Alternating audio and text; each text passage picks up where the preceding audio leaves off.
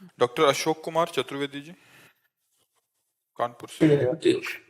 श्री हरिवंश महाराज जी। महाराज जी, निकुंज लीला में प्रवेश के लक्ष्य हेतु प्रेम लक्षणा भक्ति का स्वरूप क्या है? मतलब इनका कहने का मतलब भाव क्या रहेगा? वैसे हमें पहले इतनी बात समझनी कि मुझे संसार से मुक्त होना है, पहले तो लक्ष्य रखो। आगे क्या है वो बात, तो पहले हमें जीवन मुक्त होने का लक्ष्य होना चाहिए। हरिवंश महाप्रभु ने कहा, जिन्होंने निकुंज रस प्रकट किया है, उन्होंने कहा कि ये क्रूरा अपि पापिनो न च सताम संभाष्य दृश्याश्चे सर्वान वस्तुतया निरीक्ष परम स्वाराध्य बुद्धिर्मम। पहले निकुंज प्राप्ति के लिए पहला लक्ष्य होना चाहिए कि जो क्रूर भी है, पापी है, दुष्ट है, संभाषण योग्य नहीं, वो भी साक्षात मेरे राधा वल्लभ लाल है, ऐसा तुम्हें अनुभव होना चाहिए। सब में राधा वल्लभ लाल है, पहला। दूसरी बात, दूरादपाश स्वजनान, परिवार में कहीं ममता नहीं होनी चाहिए। अब कितनी कठिन बात है नहीं? दूरादपाश स्वजनान, परिवार में कहीं ममता नहीं होनी चाहिए। सुखमर्थ कोटिम, रुपए के द्वारा प्राप्त होने वाले सुखों में मन नहीं लगना चाहिए। सर्वेश साधन वरेश चिरम निराशा, श्रेष्ठ साधना के द्वारा प्राप्त सुखों से भी नैराश्य हो जाना चाहिए। एकमात्र केवल किशोरी जी का शरणागत। तो पहले यहाँ आओ इस साधन में, फिर निकुंज में चलने की तैयारी होगी, है नहीं? पहले हम जीवन मुक्त हो जाएं, माया मुक्त हो जाएं, काम क्रोध आदि पर विजय प्राप्त कर ले, फिर आगे बढ़े। तो श्री जी के शरणागत होकर के नाम जप करते हुए पहले हम माया मुक्त हों, तब फिर आगे का खेल चालू हो। माया से युक्त अगर हम सोचेंगे तो क्या होगा कि भगवान की लीला में फिर स्त्री पुरुष भावना आ जाएगी। भगवान स्त्री पुरुष लीला थोड़ी कर रहे, वो तो आत्मा राम है। परमहंस श्री सुखदेव जी किसी स्त्री पुरुष की लीला गायन करेंगे? जो अपने पिता की तरफ मुड़कर नहीं देखे पैदा होते हुए, वो ऐसे गायन करेंगे? तो श्री कृष्ण लीला प्रेममयी है। तो हम पहले जीवन मुक्त हो जाए, संसार बंधन कटे, काम क्रोध आदि मिटे, फिर आगे प्रेम लीला में प्रवेश पावे। तो आप पहले खूब नाम जप करो और भगवान से प्रार्थना करो कि मुझे अपने शरीर और किसी के शरीर से राग ना हो, मोह न हो। हे नाथ, सारी ममता आपके चरणों में हो। सबकी ममता ताग बटोरी, मम पद मन बांध बर डोरी। सबकी ममता भगवान के चरणों में लग जाए, तब आगे की बात बने। पहले भगवान हमको प्यारे लगने लगे, तब फिर हम प्रेम मार्ग में आगे बढ़े। गुरु जी, वो किंकरी भाव होना चाहिए या शैक्षणिक भाव या सखी भाव या मतलब मातृभाव, तीन भाव हैं जैसे। हम पहले आपसे कह रहे हैं कि ककाहरा अगर हमारा ठीक हो गया और मात्रा ठीक हो गई तो हमें पीएचडी करने में कोई देर नहीं लगेगी, क्योंकि हमारी ककाहरा मात्राएं ठीक है, गणित ठीक है, हम आगे बढ़ते चले जाएंगे।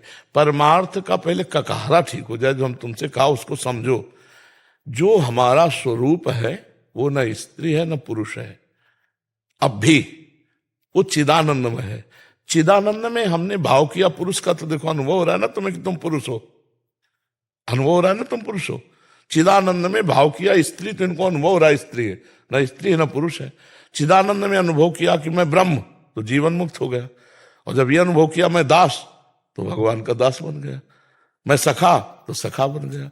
तो हमें पहला कदम रखना है, क्योंकि अभी नहीं समझ में आए। वही किंकिरी, वही मंजरी, वही सहचरी, वही सखी, वही सहेली, इतना अंतर नहीं है। एक संबंध तो बनाना पड़ेगा श्री जी से, एक संबंध तो। दास पहले हम अपने शरीर भाव से कि मैं प्रिया प्रीतम का दास हूं। तुम जो कंचन मणि लाल मरकत मणि उभय कलहंस हरिवंश बलिदासुरी, हे प्रिया प्रीतम मैं आपका दास हूं। यहां से शुरू करो, क्योंकि जैसे हम आपको भाव देश की बातें बताने लगे तो वो पल्ले नहीं पड़ेंगी, क्योंकि अभी भाव में प्रवेश नहीं हुआ है।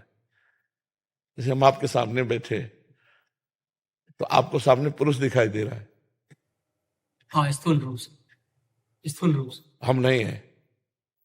इसी समय इसी वर्तमान में हम कहीं और हैं। अब आप कैसे जानोगे? भाव देश का जब तक परिचय ना हो तब तक हमें लगता है पहले जीवन मुक्त हो। और ऐसा ही ठाकुर जी ने, श्री जी ने करा, पहले काशी की साधना करवाई, काशी में, और ब्रह्मबोध, फिर इसके बाद प्रेम मार्ग में लाए। तो हमें लगता है फिर माया का प्रवेश नहीं होता, जैसे स्त्री पुरुष संबंधी संशय या भ्रम, ये सब, क्योंकि मलिनता जब तक रहेगी तब तक हमारा चश्मा गंदा है तो कि जिधर देखेंगे उधर गंदगी दिखाई देगी। पहले गंदगी मिटाओ, चश्मा साफ करो। दास से भाव से प्रारंभ करके और सहचरी भाव में फिर विलीन। हाँ, दास से बना ही रहेगा, दास से तो बना ही रहेगा। किंकरी भाव बनाई रहे। हाँ, दास से दासता तो बनी ही रहेगी, चाहे वो शांत भाव के आगे चलता है दास से। शांत भाव तक तो ब्रह्म बोध की बात होती है, शांत भाव के बाद फिर दास से, फिर सख्य, फिर वात्सल्य, फिर कांता, फिर सहचरी। तो ये सब भाव उसी में रहते हैं। जैसे हम प्रिया प्रीतम की सेवा करके विराजमान किए तो अनुभव होगा मैं दास, मैं दासी और प्रिया प्रीतम हमारे स्वामिनी। लेकिन जब उनको हम स्नान करा रहे तो जैसे अपने बच्चे को करा रहे तो वात्सल्य रहेगा, वात्सल्य रहेगा। जब उनको भोग पवा रहे, हंसी मजाक कर रहे हैं तो सख्य रहेगा। और जब उनको शयन करा रहे हैं तो प्रौढ़ कांता भाव, प्रौढ़ अपने प्रीतम को जैसे शयन कराया जाता है, ऐसे जगह जगह पर अलग अलग सेवा में ये सब भाव मिले रहते हैं। पर प्रधान रहता है सखी, प्रधान रेखा सखी। अब हाँ, अब जैसे सखा है तो उसमें दास भाव भी रहेगा, दास में सखा भाव नहीं रहेगा, ये क्रम बाय क्रम रहेगा। जैसे आकाश है, उसका गुण है शब्द, नहीं, वायु है, उसका गुण है स्पर्श, तो उसमें शब्द भी आ गया। वायु चलती तो शब्द सुनाई देता ना, लेकिन वो गुण आकाश का है। और वायु में स्पर्श गुण है और रूप में तेज है, तो स्पर्श और शब्द और तेज, रूप तीनों में, तेज में रूप समाया हुआ है, स्पर्श भी है और शब्द गुण है। ऐसे ही जब जल तो रस, तेज, और उसमें वायु का जैसे वो स्पर्श गुण, तो जल ठंडा है कि गर्म, स्पर्श गुण। और जल में कलकल ध्वनि भी होती है, शब्द गुण होता है। पृथ्वी में गंध, तो पृथ्वी में पांचों गुण पाए जाते हैं। शब्द विराजमान है, स्पर्श हो रहा है, और वायु के बिना कोई जगह नहीं है, सर्वत्र वायु विराजमान है।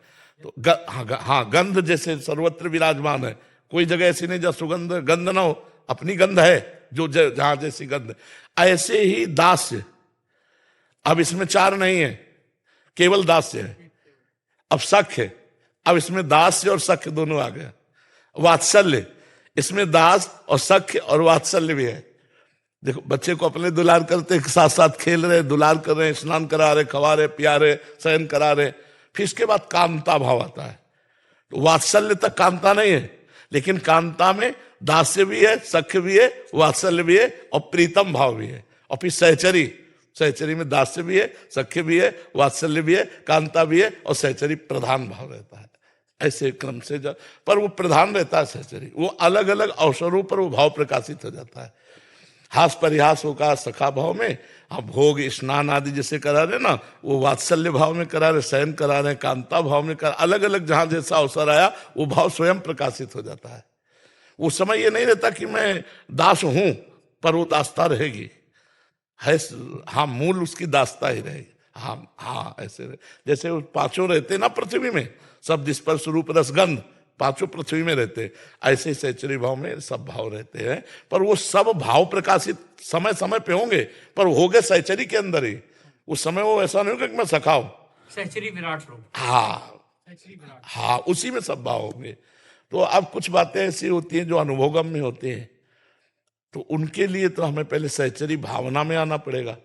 तो हम पहले मंत्र, उपासना और वाणी पाठ, तब फिर आगे हमारा क्रम बढ़े। क्योंकि बिना उस मार्ग में चले हम कैसे प्राप्त कर सकते हैं? बातों से तो हम प्राप्त नहीं कर सकते। जैसे हम बातें हम तुम की, तो सहचरी रूप क्या है ये समझ में तो नहीं आएगा। इतना तेजमय स्वरूप है। लक्ष्मी कोटि विलक्ष लक्षण लसल लीला किशोरी सतई राधाध्यम ब्रजमंडलेति मधुरम राधा विधानम परम।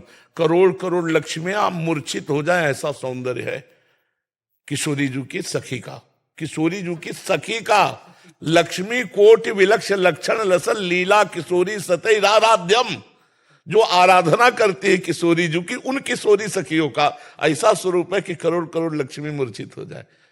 अब सोचो, तेजो रूप निकुंजेयु कलयन नेत्र आदि पिंड स्थितम, तो वो थोड़ा हट करके तो इसीलिए पहले सार्वजनिक माया पर हम भगवत बुद्धि कर पावे, सर्वत्र भगवत बुद्धि, तब फिर हम आगे की बात करें तो ज्यादा लाभ मिलेगा। अच्छा गुरु जी, एक छोटा सा इसी में जिज्ञासा है कि जैसे ये क्रम आपने बताया, तो ये विश्लेषण जो है भाव भूमि बनाने के लिए ऐसी कोई ऐसा अपना ग्रंथ हो या पुस्तक हो जिसमें ये चीज क्रम से मंत्र, इसमें पढ़ाई लिखाई ज्यादा काम नहीं करती, इसमें चिंतन काम करता है। गुरु प्रताप से हमारे यहाँ वर्णन है, प्रथम भाव तन बदल करे अपु बपु जु अलंकृत, व्यास सुवन प्रसाद देह मानसी गढ़े चित। व्यासवन हरिवंश महाप्रभु की कृपा से साधक जब जो मंत्र उपासना मिलता है उससे उसके मानसिक चित्त की स्थिति बदलने लगती है। भाव में अभी जो हमारे पुरुष, हाँ, स्वतः स्फुरित होता है। ये कल्पना नहीं है, ये कल्पना नहीं कि हम बैठ के कल्पना कर रहे हैं कि ऐसी किशोरी होगी, ऐसा मेरा रूप हो, नहीं नहीं, ये स्वतः स्फुरित होता चला जाएगा। आपके अंदर अनुभव होने लगेगा। जैसे स्वप्न में आप अपने को अनुभव करते हैं किसी और देह में और जागृत में कोई और देह है, तो ऐसे तत्काल वर्तमान में जागते हुए भी आप अपने को अलग अनुभव कर रहे हैं। जाग रहे हैं और आप वार्ता कर रहे हैं, व्यवहार पुरुष शरीर से हो रहा है यथावत, और आप अपने स्वरूप से अपनी सेवा में हैं। ये आश्चर्यमय बात है। तो वो उसी के सामर्थ्य है, जो आचार्य हैं, गुरु हैं, उनकी सामर्थ्य से मिलता है। सब कुछ प्रकाशित।